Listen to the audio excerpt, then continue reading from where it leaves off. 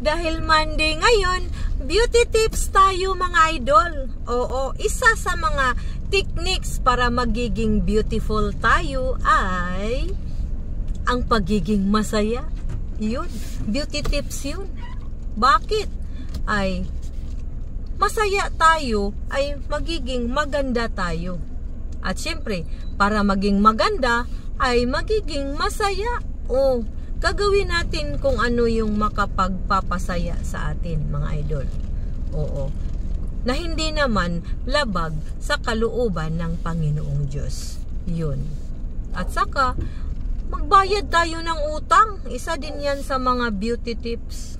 Magbayad tayo ng utang. At isa din sa mga beauty tips ay yung hindi mainggitin.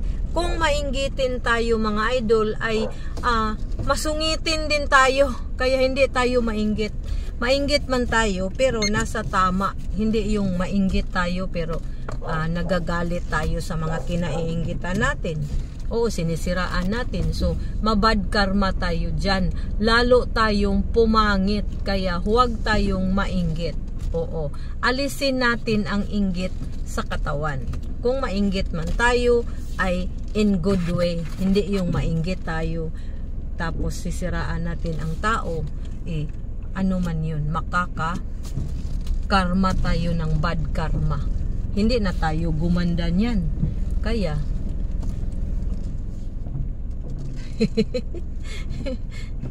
kailangan natin na hindi tayo mainggit, ha? Sige, yun lang mga idol. Sana nakatulong at mag-ingat tayo.